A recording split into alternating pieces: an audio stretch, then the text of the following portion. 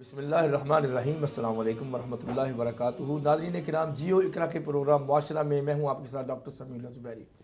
ہم آج بات کریں گے اسلامی اور غیر اسلامی معاشرے پہ، فضائل پہ، اور اس کے مقابلے میں جو رذائل ہیں، جو غلط عادتیں ہماری ڈیولپ ہو گئی ہیں، اس کو اسلام نے کیسے ایڈریس کیا ہے کہ آپ ٹھیک ہو جاؤ۔ ہمیں پروگرام میں روزانہ جوائن کرتے ہیں پروفیسر ڈاکٹر سہیل حسن صاحب۔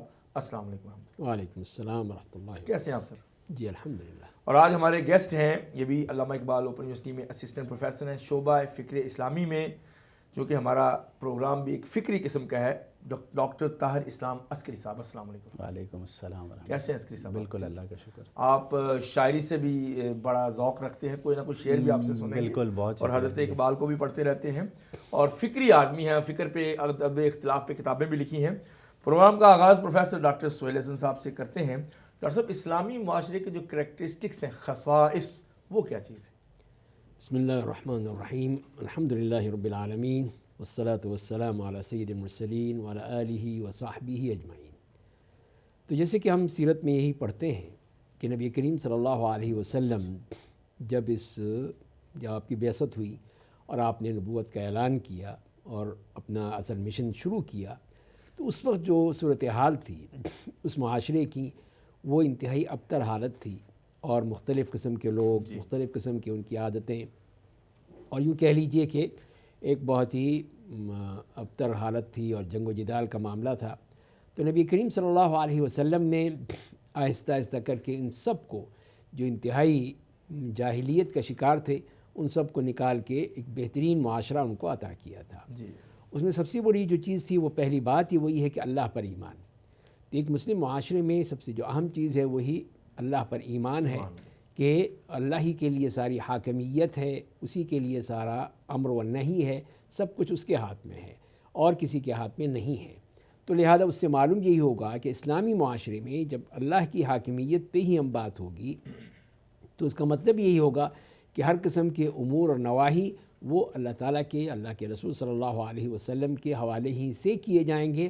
اس میں کوئی ہم آمیزش نہیں کریں گے، کوئی اور ملاوٹ نہیں کریں گے، خالصتاً، اور اس پہ تنقید بھی نہیں کریں گے، تنقید بھی نہیں کریں گے۔ اس لیے کو تو ہمارے ایمان کا حصہ ہے، صحیح کہا آپ نے کہ وہ ہمارا ایمان ہے وہاں پر۔ تو پہلی چیز وہی ایمانی ہے۔ دوسری چیز ہے اعتدال۔ اس معاشرے میں جو ہمیں اللہ نے دین دیا ہے، اس کی سب سے بڑی جو مثال ہے کہ وہ امت وسط ہے، اور وہی اعتدال کی نشانی ہے کہ ہر چیز میں اعتدال ہے، کہیں افراط و تفریط نہیں ہے۔ دوسری قومیں جو ہیں وہ افراط و تفریط کا شکار ہو کے تباہ ہو گئی، لیکن اس امت کے لیے جو ہمیں شریعت دی گئی، اس میں ہر قسم کا اعتدال رکھا گیا ہے، کہیں پہ کوئی اس قسم کی زیادتی نہیں کی گئی ہے، چاہے مسلمانوں کے لیے ہو، غیر مسلموں کے لیے ہو، سب کے لیے اعتدال کی راہ ہے، اسی پر ہی وہ چلیں گے تو صحیح رہیں گے۔ اور تیسری بات یہ ہے کہ مساوات، برابری کے طور پہ کہ سب انسان برابر ہیں۔ تو اللہ تعالیٰ بھی جو بار بار مخاطب کرتے ہیں یا ایھا الناس کا کہ مخاطب کرتے ہیں قرآن کریم میں، تو یہ ہے مساوات انسانی۔ تو اس مساوات انسانی جو ہے، اس کا عنصر ہمیں نظر آتا ہے ایک اسلامی معاشرے میں، کہ جب سب برابر ہیں، کوئی چھوٹا بڑا نہیں ہے۔ اگر کسی کی بھی کوئی بڑائی ہے، یہ تکریم ہے، تو وہ تقویٰ کی بنیاد پر ہے، اللہ سے جو اس کا تعلق ہے اس کی بنیاد پر ہے، اور جو بندوں سے اس کا تعلق ہے اس کی بنیاد پر ہے، تو وہ ہمیں دیا گیا ہے۔ اور چوتھی بات یہ ہے کہ جو بہترین اخلاق سکھائے ہیں، اِنَّکَ لَعَلَىٰ خُلُقٍ عَظِيمٍ، تو ظاہر ہے کہ جو بھی اس طرح کی، جس کے اندر بھی اپنے آپ کو جو لیڈر سمجھتا ہے، اس میں اگر اخلاق نہیں ہے تو وہ پھر لیڈر نہیں بن سکتا، چاہے جتنا بھی پڑھا لکھا ہو، کتنا بھی ہو۔ سچ چیز وہی اخلاقی جو قدریں ہیں جو ہمیں اللہ تعالیٰ نے سکھائیں، اللہ کے رسول صلی اللہ علیہ وسلم نے پوری امت کو سکھائیں، کہ جہاں پہ بھی کوئی چیز تھی اس پہ آپ نے یہی فرمایا کہ اِنَّکَ امْرُؤٌ فِیکَ جَاہِلیَّۃٌ، کہ اسی لیے کہا کہ تم جو اسلامی اخلاق کو چھوڑ کر جاہلیت کے اخلاق کو اپنا رہے ہو، تو یہ کوئی اچھی بات نہیں ہے۔ حالانکہ وہ سارے کنورٹ ہو چکے تھے، اور ایک پچھلی راگ جو ہے پھڑک پڑی تھوڑی دیر کے لیے، کہیں ہو گئے، پھر بھی آپ نے وہ سپیئر نہیں کیا۔ جی ہاں، بالکل، پھر آپ نے صاف کیا۔ جی ڈاکٹر طاہر اسلام عسکری صاحب، آپ اسلامک فکر کے آدمی ہیں، تو جو اقدار ہیں ان کی جو ناقدری ہے، وہ پھر فضائل سے رذائل میں چینج ہو جاتا ہے معاشرہ۔ تو سر نے کہا کہ توحید اور ایمان اور اقدار، یہ بیلنس کیسے خراب ہو جاتا ہے معاشروں میں؟ جی بالکل ڈاکٹر صاحب، پہلے تو یہ ہے کہ بہت ہی خوبصورت موضوع آپ نے منتخب کیا، اور محترم ڈاکٹر صاحب ہمارے استاذ بھی ہیں، ہمارے بڑے ہیں، انہوں نے جو تمہید باندھی ہے میں سمجھتا ہوں کہ وہ بہت ہی شاندار ہے۔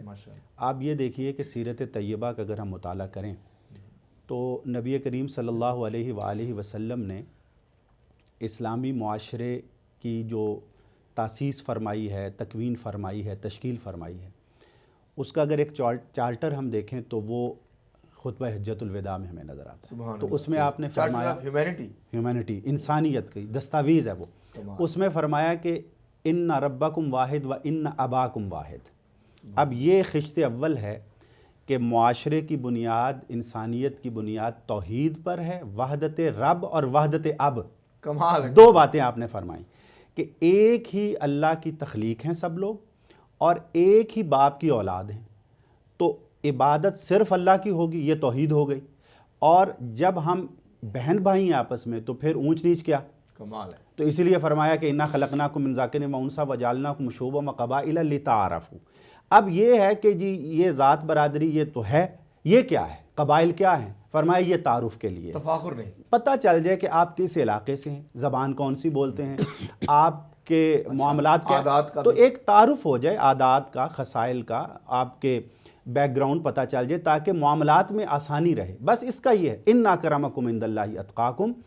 کوئی کسی تبھی کہہ دیا کہ یہ لوگ فخر کریں گے، فخر کریں گے، اور یہ جو فخر ہے، اب جیسے یہ تو ہم نے اسلامی معاشرے کی بات کی کہ جو توحید پر ہے، جو اخلاق اور مساوات پہ ہے، جو ڈاکٹر صاحب نے بڑی خوبصورت بات کی، لیکن اگر ہم اس کے الٹ پہ چلے جائیں تو وہ جاہلی معاشرہ ہے، غیر اسلامی معاشرہ ہے۔ اور رسول اللہ صلی اللہ علیہ وسلم نے فرمایا کہ 4 چیزیں جاہلیت کی میری امت نہیں چھوڑے گی، اربعن فی امتی من امر الجاہلیہ لا یترکونہن، کہ یہ ان کو چھوڑنا مشکل کام ہے کیونکہ یہ رچ بس جاتی ہیں۔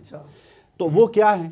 الفخر فی الاحساب، سب سے پہلا یہ ہے کہ حسب پر فخر کرنا کہ میں تو جناب جاٹ برادری سے ہوں، میں فلاں سے ہوں، اور دوسرا جو ہے وہ کمی ہے، یہ وہ ہے نا، کام کرنے والا کمی ہے، وہ کمی، ویلا بیٹھنے والا چودھری ہے، وہ ہو گیا۔ اور دوسرا یہ ہے کہ الطعن فی الانساب، اس کے اندر تان کر دیا اور اپنے اوپر فخر کیا۔ تو اس کے بعد فرمایا کہ الاستسقاء بالنجوم، یہ ستاروں سے بارش، یہ توہم پرستی، یہ بھی غیر اسلامی معاشرہ ہے۔ اور یہ جو ہم دیکھتے ہیں بورڈ لگے ہوئے، یہ جادوگر، یہ پامسٹ، اور یہ خبر دے رہے ہیں، یہ غیر اسلامی اور جاہلی معاشرہ۔ اور چوتھی چیز آپ نے فرمایا النیاحہ، کہ غم پہ پتہ چلتا ہے آپ کا، کہ جب غم ہے تو اس میں صبر کرتے ہیں آپ اللہ کی رضا پہ، یا آپ نوحہ اور وہ ماتم اور سینہ وہ بھی کرتے ہیں۔ تو فرمایا کہ لیس منا من ضرب الخدود وشق الجیوب ودعا بدعوی الجاہلیہ، یہاں پر بھی جاہلیت کی۔ تو اسلامی معاشرہ وہ ہے جو اخلاقی فضائل پہ کھڑا ہے، توحید، مساوات اور اخلاقی فضائل پہ کھڑا ہے۔ اور جو معاشرہ فخر و مباحات پہ، ذات پات کی تقسیم پہ، دوسروں کی تحقیر پہ اور صبر کے بجائے بے صبری پہ کھڑا ہے، وہ جاہلی اور غیر اسلامی معاشرہ۔ اچھا ڈاکٹر صاحب، خصائص اسلامی معاشرے کی جو بات ہو رہی ہے کہ وہ ہوتا کیا ہے، اس کی تشکیل تو نبی علیہ السلام نے کر دی تھی۔ اب چوری پہ ہاتھ کاٹنے کی تو بڑی مشہور حدیث ہے، واقعہ ہے، لیکن سفارش تو حضرت اسامہ نے کی تھی، وہ آپ کے محبوب تھے، حضرت حسن کی طرح کے تھے، جی جی، تو انہوں نے پھر سفارش کیوں کی جا کے؟ وہ تو ایک پریشر بھی ہوتا ہے نا ایک معاشرے کا۔ تو یہاں پہ بھی جیسے بھی اب آپ ایک یونیورسٹی میں ہیں، اب داخلے کے لیے ہو سکتا ہے آپ کو کوئی اپروچ کرے کہ میرے، جی ہاں، تو کرتے ہیں، تو وہی ایک پریشر ہوتا ہے، ایک اپنا گھر کا پریشر ہے، بچے کی طرف سے ہے یا سوسائٹی کی طرف سے ہے کہ یہ فلاں بندہ وہاں پہ کام کر رہا ہے اور وہ دیکھو اس نے ہمارا کام بھی نہیں کیا۔ تو یہ چیزیں جو ہیں وہ پھر ایک طرح سے ایک پریشر بن جاتا ہے۔ تو اب یہاں پر بھی مسئلہ وہی تھا کہ وہ جو مخزومیہ تھی، اب ظاہر ہے کہ قبیلے کی سی تھی، بڑے قبیلے کی تھی وہ، اور وہاں پر پھر یہ تھا کہ اس کا ہاتھ کاٹا جائے گا، یہ بڑے تعجب کی بات تھی۔ اسی لیے پھر وہ سیدنا اسامہ رضی اللہ تعالیٰ عنہ سے کہا کہ آپ جا کے بات کرنے، آپ انہوں نے کر دی، انہوں نے بات کر دی اسی پریشر کے تحت۔ ان کو وہ روک ٹوک نہیں تھی نا، ہاں ظاہر ہے ایک محبت تھی، انہوں نے ایک مان بھی ہوتا ہے نا، لیکن انہوں نے بھی اس کو کہا کہ جس کی بات آگے مانی جاتی ہے۔ جی ہاں، تو آپ نے صاف کہہ دیا کہ یہ تو پچھلی قومیں اسی لیے تباہ ہوئی تھیں کہ جب وہ کوئی اس میں بڑے لوگوں میں اشرافیہ جسے کہتے ہیں اس کا کوئی کرتا تو اس کو تو بس لیپا پوتی کر دیتے، چھوڑ دیتے، اور کوئی غریب چارہ ہوتا اس کا ہاتھ کاٹ دیتے تھے۔ یہ میرے ہاں نہیں ہوگا، اس لیے کہ میری بیٹی بھی کرے گی، فاطمہ وہ بھی فاطمہ تھی، یہ بھی فاطمہ، اسی لیے آپ نے کہا کہ فاطمہ میری بیٹی بھی اگر چوری کرتی تو میں اس کا ہاتھ بھی کاٹ دیتا۔ حالانکہ ان کے ہاں تو یہ ممکن نہیں تھا کہ وہ ایسا کام کرتے، اتنی تربیت ہوئی نہیں، وہ تو خیر ایک آپ نے مثال ہے۔ فرمایا کہ ایمان اس کی بنیاد، ہم تو مسلمان ہیں، ہمیں اس پہ کوئی شک نہیں ہونا چاہیے۔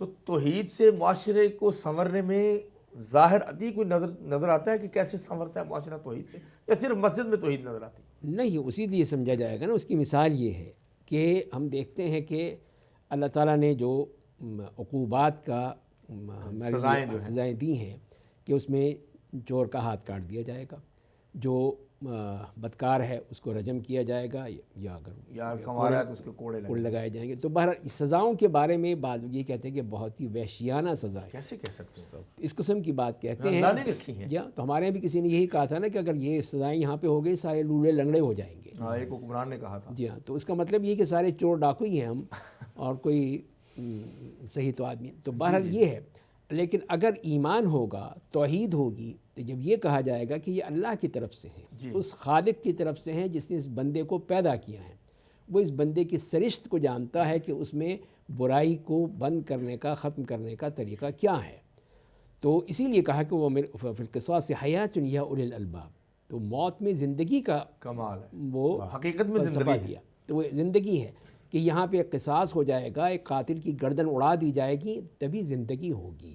اب ہمارے ہاں یہی ہے کہ ہم قاتلوں کو تو بڑا پروٹوکول دیتے ہیں، ان کے لیے تو بہت ہیرو سمجھتے ہیں، وہ بھی بڑے ہوتے ہیں کہ ہم یہ ہیں، ہم وہ ہیں، اور پھر وہ جیلوں میں رہتے ہیں، جیلوں میں سے ادھر اندر بھی چدراہٹ کرتے ہیں۔ جی ہاں، اور اس کے بعد کچھ عرصے کے بعد چھوٹ کے آ جاتے ہیں واپس۔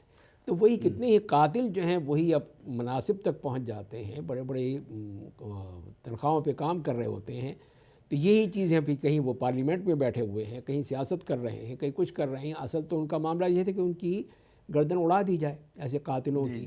تو یہیں سے تو معاملہ خراب ہوتا ہے کہ جب ایمان نہیں ہے ہمارا اس بات پہ جو کہ اللہ نے اتاری ہے، اللہ کے رسول صلی اللہ علیہ وسلم نے اس کو عمل کر کے دکھایا ہے، وہ ہم کر نہیں رہے، ہم اپنی ہی چلا رہے ہیں، تو پھر بتائیے کمزور ایمان سے کیا کیا مسائل ہوتے ہیں، ہم بات کریں گے۔ توحید کے جو ڈاکٹر صاحب اثرات ہیں نا، جیسے ڈاکٹر صاحب نے فرمایا، دیکھیے توحید کے معاشرتی اثرات، اور یہ بڑا اہم پہلو ہے، ہم نے اس کو ایک نظری وہ بنا لیا، یہ نہیں۔ ناظرین، یہاں وقت ہوا ہے چھوٹی سی بریک کا، بریک کے بعد ڈاکٹر طاہر اسلام سے گفتگو جاری رکھیں گے کہ توحید کا حقیقی طور پہ ظاہری اثر معاشرے پہ کیا پڑتا ہے، اور توحید برائے امن کتنی ضروری ہے، اور اتنے نبی اسی کام کے لیے کیوں بھیجے گئے۔ ہمارے ساتھ ویلکم بیک ناظرین، جیو اقرا کے پروگرام معاشرہ میں گفتگو ہو رہی ہے اسلامی اور غیر اسلامی معاشرے پہ۔ ڈاکٹر طاہر اسلام عسکری ہمارے ساتھ ہیں۔ تو غیر اسلامی رویے کون کون سے ہو سکتے ہیں جو کہ اسلامی معاشرہ اس کو قبول نہیں کرتا؟ ڈاکٹر صاحب دیکھیے، بات یہاں پہ تھی کہ توحید کا جو امپیکٹ ہے معاشرتی، دیکھیے توحید کو ہم نے بنا دیا کہ ایک عقیدہ، عقیدے کا مطلب ہم نے سمجھا کہ ذہن میں ایک بات ہے، مسجد تک ہے، اس کا امپیکٹ سوسائٹی پر کیا ہے، ہمارے معاشرے پر کیا ہے، ہمارے قوانین پر کیا ہے، ہمارے رویوں پر جو کیا ہے، محسوس کیا جا سکتا، جو محسوس ہو۔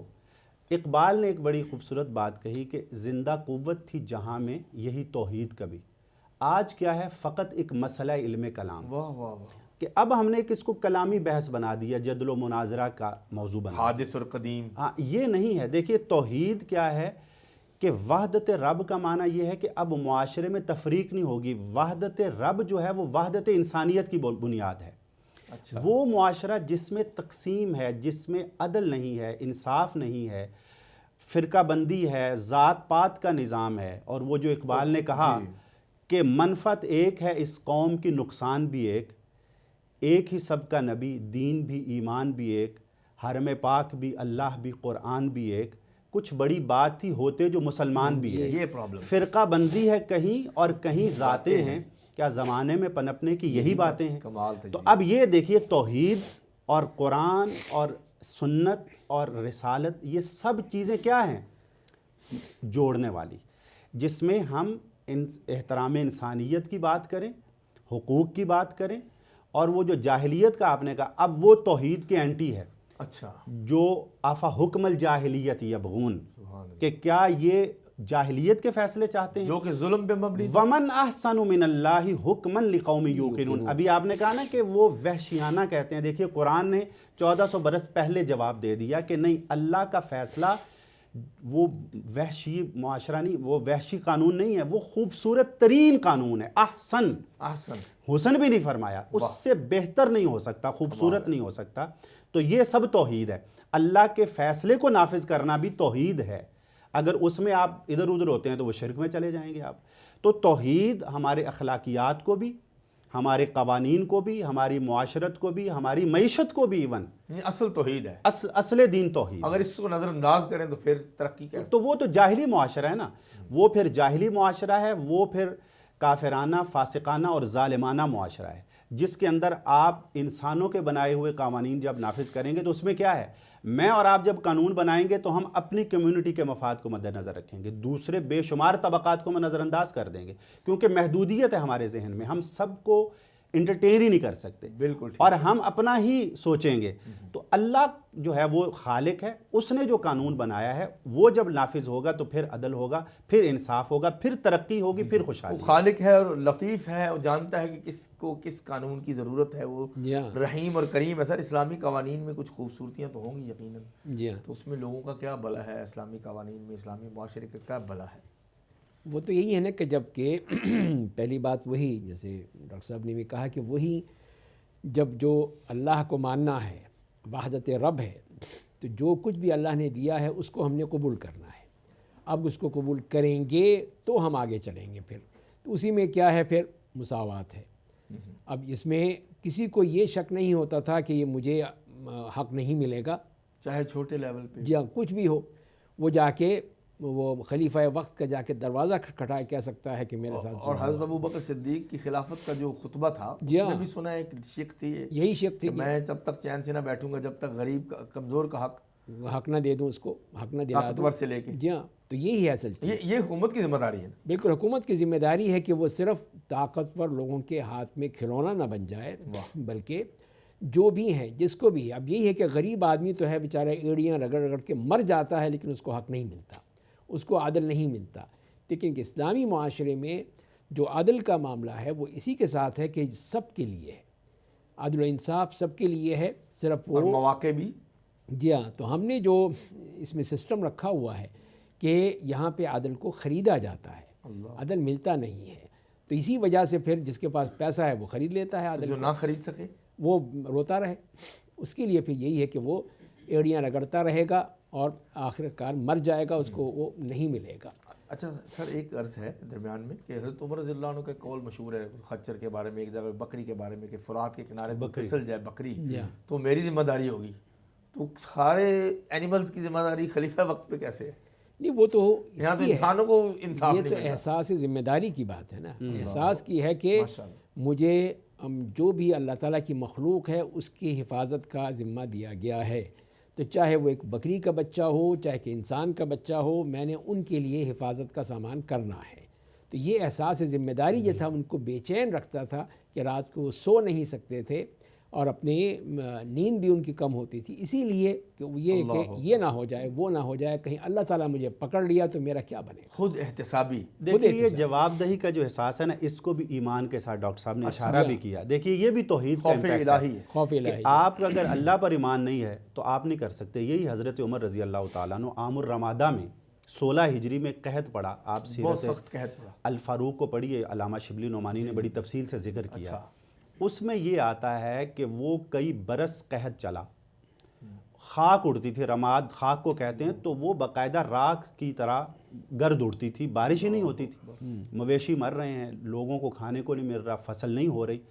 حضرت عمر رضی اللہ تعالیٰ عنہ کے پیٹ میں گڑگڑاہٹ ہوتی تھی. تو آپ فرماتے تھے کہ اے پیٹ جتنا تو نے گڑگڑانا ہے گڑگڑا لے، جب تک میری رعایا کو، امت مسلمہ کا ایک فرد بھی اگر بھوکا ہے، جب تک اس کو کھانا نہیں ملے گا، میں تمہیں خوش نہیں کروں گا. تیرے اندر لقمہ نہیں. نو کے کھانے کھا کے پکا گھی سے پکی ہوئی چیزیں چھوڑ دی انہوں نے. یعنی پہلے اپنے اوپر پابندی لگائی، پہلے اپنے اوپر. یہ نہیں کہ لوگ مر رہے ہیں سیلاب میں اور ادھر. آپ یہ دیکھیے کہ حضرت عمر رضی اللہ تعالیٰ عنہ کی بات آ گئی تو بیت المقدس جب گئے ہیں تو جب داخل ہونے لگے تو وہ جو 7 خادم تھا، سوار ہونے کی باری اس کی تھی اور آپ نے مہار پکڑی ہوئی ہے. تو لوگوں نے انہوں نے کہا کہ یہ ہمارے خلیفہ. گاڑیوں میں بھی لگژری نہیں کیا انہوں نے، سواری میں مسجد میں لیٹے ہوئے ہیں کہ یہ خلیفۃ المسلمین ہے. تو یہ پہلے، لیکن یہ کب ہوگا؟ ایمان کی بنیاد پر ہوگا. وہ معاشرے جہاں ہم تو خیر ہم اسلامی معاشرہ کہلانے کے مستحق نہیں ہیں، اس کو ہمیں تسلیم کرنا چاہیے۔ دیکھیے یہ پہلی، جب تک اعتراف نہیں کریں گے نا کہ ہم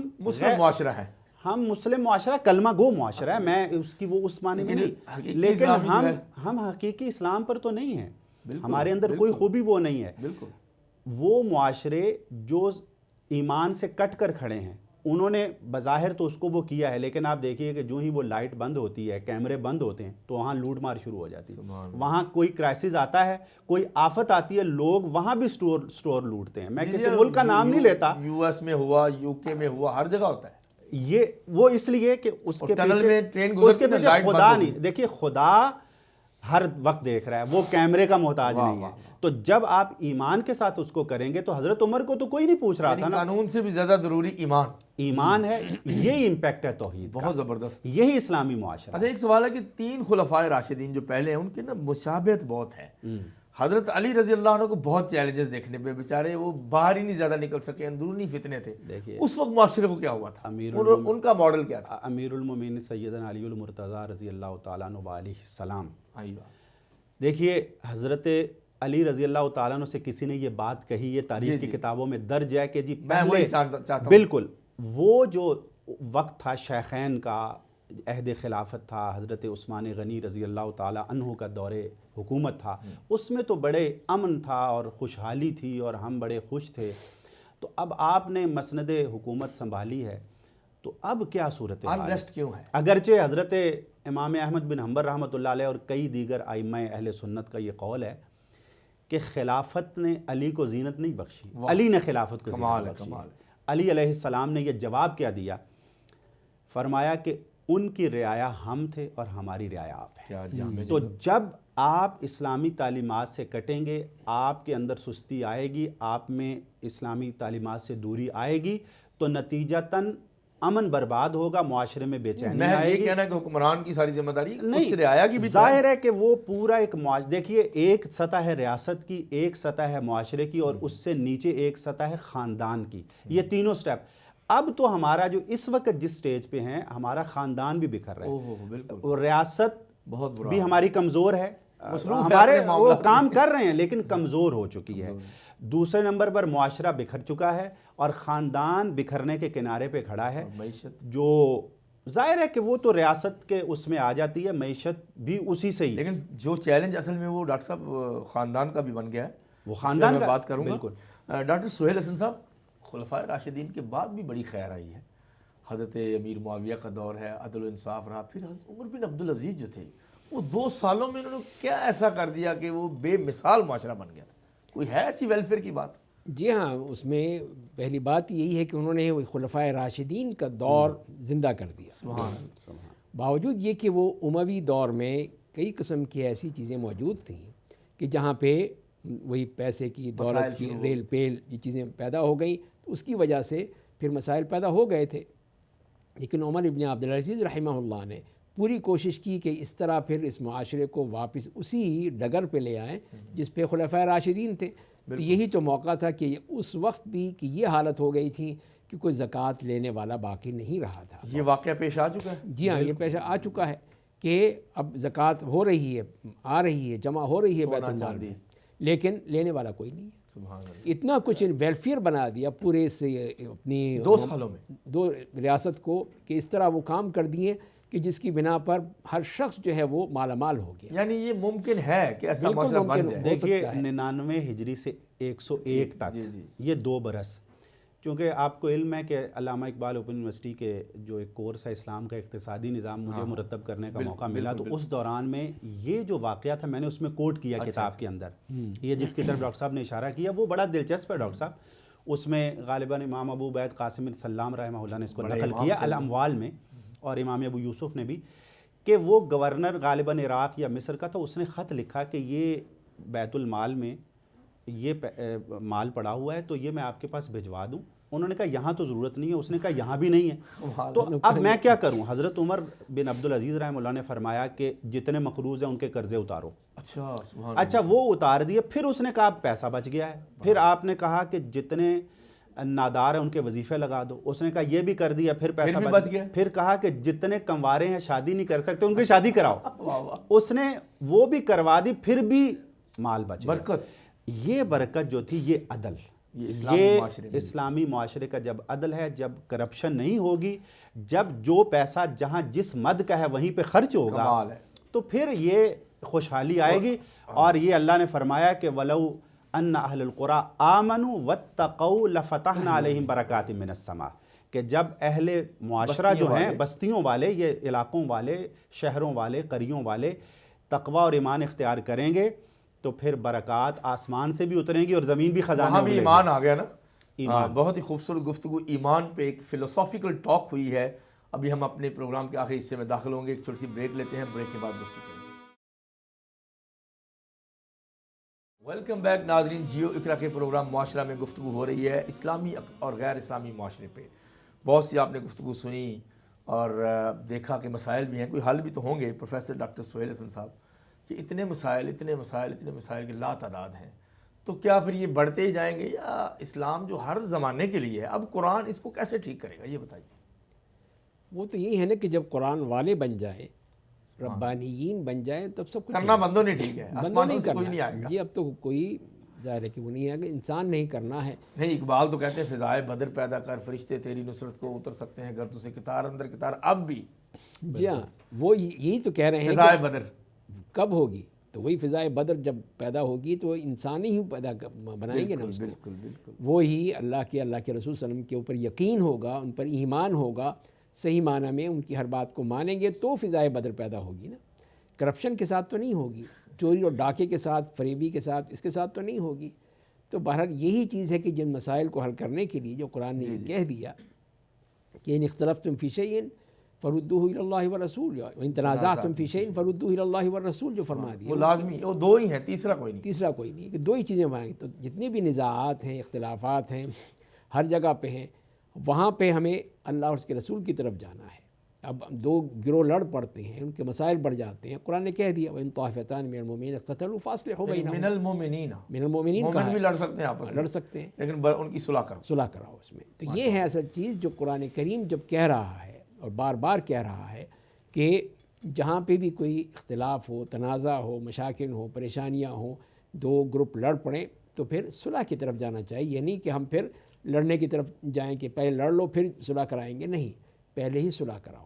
پھر اگر وہ ایک زیادتی کرتا ہے, نہیں مانتا ہے, تو پھر اس سے قتال ہوگا, اس کو مجبور کیا جائے گا کہ واپس آئے اسی اصلاح کی طرف. ڈاکٹر طاہر اسلام, یہ بتائیے کہ آپ ہماری طرح ینگسٹر ہیں اس لیے ذرا بات کر سکتے ہیں کہ جو مغرب میں بڑی اچھی خوبصورتی ہے, میں نے خود بھی دیکھی ہیں اور خود میں اس کو مانتا بھی ہوں, باہر گئے, تو یہ بتائیے کہ یہ جو مدح سرائی ہے غیر اسلامی معاشروں کی, کیا یہ ہمارے ذہن کو مروب نہیں کرتی؟ جی بالکل. دیکھیے بات یہ ہے کہ ایک دو باتیں میں گزارش کروں گا. ایک تو یہ ہے کہ جو مسلمان ہوتا ہے نا, وہ عدل پر کھڑا ہوتا ہے. ہمیں ان کی خوبی بھی ہمیں ان کی خوبی کو جو ہے وہ تسلیم کرنا چاہیے. نبی کریم صلی اللہ علیہ وسلم کی سیرت سے بھی ہمیں یہی ملتا ہے کہ آپ نے فرمایا کہ اہل روم ان میں یہ خوبی ہے, نصارہ ہمارے قریب ہے جی یہود سے, تو وہ جو ہے وہ بالکل ٹھیک ہے. صحیح ہو گیا. لیکن جو ہمیں ہے نا کہ احساس مروبیت ہمارے اندر پیدا ہو چکا ہے, بڑھتا جا رہا ہے, اس کی وجہ یہ ہے کہ ہم اپنی اصل سے ناواقف ہیں, اور ہمیں یہ اندازہ نہیں کہ وہ کن کرب کے لمحات سے دوچار ہیں. تنہائی اتنی بڑھ گئی ہے کہ وہ خود ان کے اندر یہ جو مسائل ہیں یہ بہت زیادہ ہیں. وہ اندر سے جو ایک روحانی خلا ہے وہ بہت شدید ہے, چونکہ وہ ایمان نہیں ہے, وہ انہوں نے ایک طاقت کی بنیاد پہ اس کو مینج کیا ہے معاشرے کو, قانون نافذ کیا, قانون کو سختی سے نافذ کیا ہے. اسی لیے جیسے ہم نے پہلے بات کی کہ جو ہی کیمرہ ہٹتا ہے وہ وحشی ان کے اندر سے نکل آتا ہے. اللہ, ایک تو یہ چیز ہے. تو لہٰذا انہوں نے ایک اچھا کیا, انہوں نے طاقت سے, اور دنیا کو بھی انہوں نے فتح کیا ہے طاقت کی بنیاد پر. آج وہ قابض بھی ہیں تو ٹھیک ہے, لیکن ہمیں یہ کرنا ہے, حل کیا ہے ہمارے پاس. دیکھیے نبی کریم صلی اللہ علیہ وسلم نے فرمایا کہ ان اللہ لا یضع بالسلطان ما لا یضع بالقرآن. اللہ سلطان سے ان چیزوں کو روکتا ہے, طاقت سے, جو قرآن سے نہیں روکتی. دیکھیے قرآن مجید تو کتاب صامت ہے نا, بالکل, تو اس کو قرآن ناطق جو بنانا ہے وہ سلطان نے بنانا ہے, اس کو نافذ کرنا, تربیتی نظام کو قائم کرنا. اور اس وقت ہماری ذمہ داری جو ہے وہ بہت زیادہ بڑھ گئی ہے کہ ہمیں فرد, ख़ानदान, मुआशरा और रियासत, कमाल इन है। तमाम चीज़ों को बैक वक्त लेकर नहीं, चलना अगर है। ये सारे ही डिफरेंट डायरेक्शन में जा रहे हो, देखिए, जब तक इन्नल्लाह ला युगय्यिरु मा बिक़ौमिन हत्ता युगय्यिरु मा बिअनफुसिहिम, कमाल है। जब तक कोई अपने आप को बदलने का अज़्म नहीं करेगा, अल्लाह नहीं उसकी मदद करता। अल्लाह कहता है भाई अज़्म तुम करो, आना चाहते हो आओ, मैं तुम्हारी मदद करूंगा, और वो अल्लाह करता है। इन्नल्लाह यरफ़उ बिहाज़िल किताबी अक़वामन व यज़उ बिआख़रीन। आप कुरान को दस्तूर बना लें, डॉक्टर साहब ने बात का खुलासा कर दिया। आप कुरान को नाफिज़ कर दें, दस्तूर बना लें, अज़्म कर लें, तो जैसे हमारे असलाफ़ को अल्लाह ने इज़्ज़त दी, दौलत दी, ताकत दी, रियासत दी, दुनिया की क़यादत दी, तो आज भी हो सकती है। और वो जो गैर इस्लामी मुआशरे जिनको हम अपना मॉडल समझते हैं, रोल मॉडल, वो हमारा मॉडल नहीं है। हमारा मॉडल खिलाफत राशिदा। एक डायरेक्ट क्वेश्चन है आपसे कि भाई आलमी अदालत भी तो मौजूद है ना, इंटरनेशनल कोर्ट ऑफ जस्टिस, ये वहाँ इंसाफ की धज्जियां कौन उड़ा डॉक्टर साहब, अब कौन ये उड़ा रहा है? आप लगता है इन्होंने जुल्म किए फ़लस्तीनियों पे। डॉक्टर साहब आप देखिए ना, कि मुझे आप ये बताइए कि गज़ा में जो कुछ हुआ है उस पर किसी किस्म के दलाइल अगर देने की ज़रूरत है तो मुझे बताइए। तो वो सारा जो निज़ाम है ना, इस पर भी इकबाल ने बहुत कुछ कहा। ये सारी जो चीज़ें होती हैं ये ताकत की बुनियाद पर है। मेरा ख्याल ये है कि हमें उनसे शिकवा करने की मेरा ख्याल ज़रूरत नहीं, हमें अपने मैं इस पे ज़ोर देता हूँ कि हमें अपने आप को बदलने की ज़रूरत है। आप अगर अपने आप को बदलेंगे, आप शिकायत करता है कमज़ोर आते हैं, जुर्म ज़ईफ़ी की सज़ा मर्ग मफाजा। इंसाफ के अलम बरदार है ना, वो इंसानी हुकूक के अलम बरदार हैं। नहीं देखिए, इंसाफ कहाँ पे है? जब आप वीटो पावर रख लेते हैं 5, बात ख़त्म। तो ये इंसाफ है। जब आप अपने लिए एक और स्टैंडर्ड रखते हैं और आप अपने पास एटम रखते हैं, दूसरों को कहते हैं एटम नहीं आपको करने देना, आप ईरान पर पाबंदियां लगाते हैं, फलां पर लगाते हैं, तो अदल की तो धज्जियां वो बखेरते हैं इस पर। यही तो मैं कह रहा हूं कि अगर हम ये समझते हैं कि वो अदल के अलम बरदार हैं, ये एहसास मरबूबियत है। बिल्कुल, हमें अपने आप को मजबूत करना है। हम अगर किताब व सुन्नत की बुनियाद पर इत्तेहाद, इत्तेफाक, अखलाकियात, उन चीज़ों को हम अपने अंदर पैदा करें तो इंशाअल्लाह ताला। अच्छा, वन लाइनर डॉक्टर साहब आपका इस पर अक्सर काम है, आपका मिशन भी है, ये जो हामनी है, वन लाइनर ये है कि ये बता दें कि इख्तलाफ, यार इख्तलाफ में एग्जिस्ट कैसे बंदा कर सकता है? अगला कहता है मैं नहीं मानता तुम्हें। देखिए, इख्तलाफ को हमें बर्दाश्त करना है, कबूल करना है। वला यज़ालून मुख्तलिफीन, अच्छा, व मिन आयाति खल्क़ुस समावाति वल अर्ज़ वख्तिलाफ़ु अलसिनतिकुम व अलवानिकुम। ये इख्तलाफ ये है, इसको तनव्वु में बदलें, तज़ाद में नहीं बदलें, तसादुम में नहीं बदलें।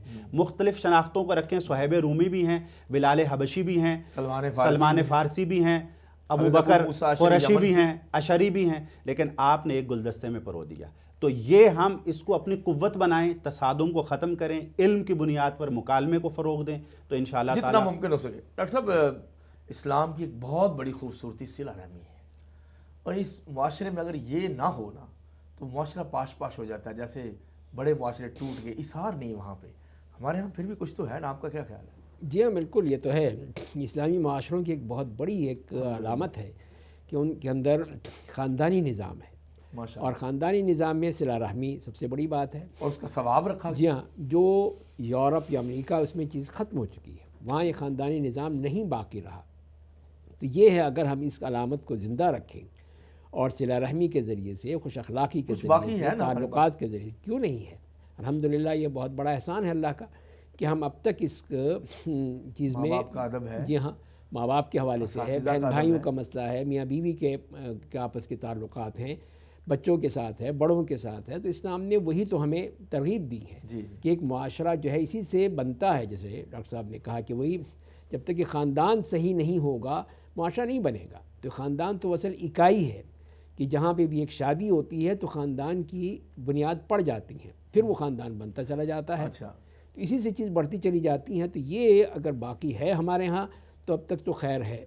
अगर ये भी ख़त्म हो गया, जिसके ख़तरे आ रहे हैं, तो फिर ये मुआशरे के बिगड़ने के असबाब भी बढ़ते चले जाएंगे। बिल्कुल सर, सोशल मीडिया पे ये इतनी तेज़ी से काम फैल रहा है कि वो घर टूटने की तरवीज। अच्छा, वो औरतें कहती हैं मुझे ज़रूरत नहीं किसी की पाबंद होने की। ये कितना ख़तरनाक जुमला है, और गैर इस्लामी लिटरेचर जो है ना वो फैलाया जाता है, कोई गवर्नमेंट नहीं रोकती उसको। हाँ, तो वही चीज़ें हैं ना कि तरबियती निज़ाम है, अगर वो हो कि हम के स्कूलों में, कॉलेजों में, यूनिवर्सिटियों में शुरू ही से, बचपन ही से, घर से, तो ये तरबियत अगर होगी तो फिर कोई चीज़ उनको बिगाड़ नहीं सकती है। लेकिन जब तरबियत ही नहीं है तो उसकी वजह से ही फिर मसला ये है कि यहाँ तक पहुँच चुका है کہ پھر بگاڑ ہی بگاڑ ہے، نوجوان نسل جو ہے وہ بگڑتی چلی جا رہی ہے، غلط رخ پہ جا رہی ہے۔ تو جب ہمارا تعلیمی نظام نہیں ان کو روکتا ہے، نہ تربیتی نظام کوئی ہے جو اس کو روکتا ہے، تو پھر یہی ہوگا جو ہم دیکھ رہے ہیں۔ ڈاکٹر طاہر صاحب، علمی بات ہے کہ قرآن کہتا ہے قل ہاتوا برہانکم ان کنتم صادقین، اس کا مطلب ہے کہ ڈائلاگ کا دروازہ کھلا ہے کہ دلیل لے آؤ۔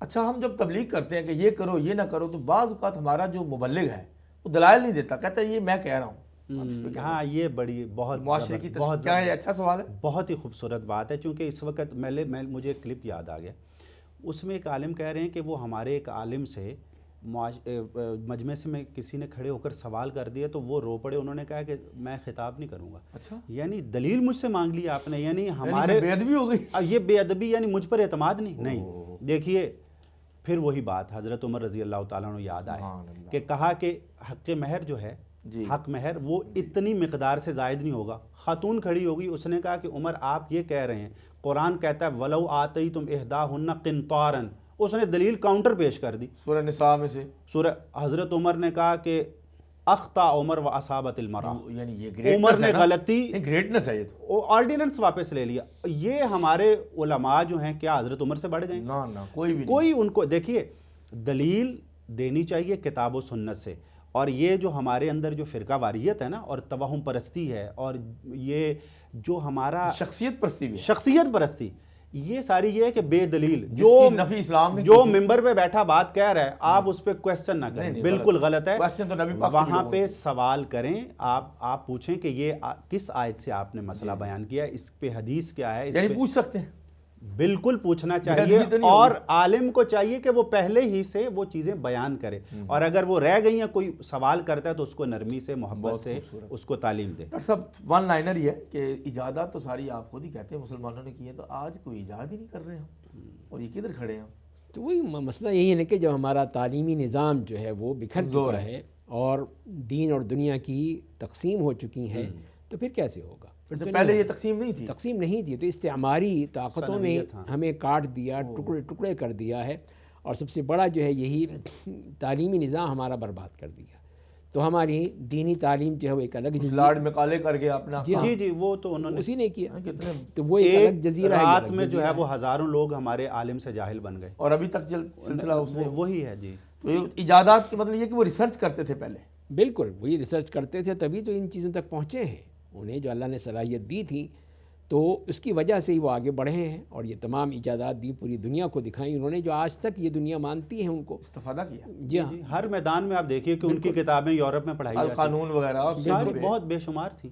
ایون کہ سر جو آپ کا فیلڈ ہے محدثین کا، انہوں نے ریسرچ کی بنیاد محدثین نے رکھی ہے، جی تحقیق کے فتبینوا پہ دلیل ہے قرآن میں کہ خبر کی تحقیق کر لیا کرو، اور آج کہتے ہیں جی باہر سے کتاب چھپی ہے تو بڑی تحقیق ہوگی، لیکن کہانی جو ہے نا اس کی ویلیو کم ہے، ضروری نہیں ہے، ضروری نہیں۔ واپس آ سکتے ہیں، کوئی ہے وے آؤٹ، مطلب کیسے؟ یہی ہے نا کہ صرف اور صرف اس لحاظ سے کام کیا جائے کہ ہم لوگوں کو فائدہ پہنچانا ہے، لوگوں کے لیے کرنا ہے، اپنی ذات کے لیے نہیں کرنا ہے۔ اچھا، یہ بھی مسئلہ تو یہ بھی تو مسئلہ ہے ہمارا، ایثار قربانی۔ ہم تو یہی کہ ذرا سی بھی کوئی کارنامہ کریں جب تک کہ پورے تمام میڈیا پہ اس کی شہرت نہ لگا دیں، اور اگرچہ وہ کارنامہ نہ بھی ہو، ہاں، تو بس ہمارا تو ہے نا، تو اسی لیے پھر وہ کام نہیں ہوتے، پھر کہ ہم اس میں پڑ جاتے ہیں۔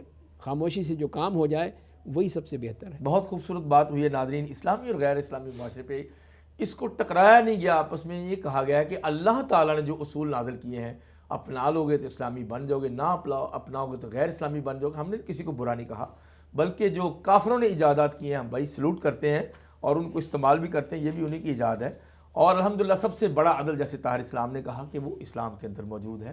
اور خلاصہ یہ ہے کہ جب تک ایمان بیسڈ سوسائٹی نہیں ہوگی تب تک آپ کی کوئی ترقی بھی آپ کو کام نہیں دے گی۔ انشاءاللہ اپنے ایمانیات بھی قرآن میں سے دیکھ کے ٹھیک کریں گے، حدیث رسول کی روشنی میں صلی اللہ علیہ وسلم، اور اپنے اخلاق بھی اچھے کریں گے، اور جتنا ہو سکے اپنی اصلاح کرنے کی کوشش کریں گے۔ اپنے آپ کو ٹھیک کر لیا تو سمجھو ایک بندہ ٹھیک ہو گیا۔ سارے اس لیول پہ آ جائیں جیسے مہمانان گرامی نے کہا تو معاشرہ بھی اچھا بن جائے گا۔ پروفیسر ڈاکٹر سہیل حسن صاحب آپ کا شکریہ، ڈاکٹر طاہر اسلام عسکری صاحب آپ کا بہت شکریہ۔ ناظرین اگلے پروگرام تک کے لیے اپنے ہوسٹ ڈاکٹر سمیع اللہ زبیری کو اجازت دیجیے، اللہ حافظ۔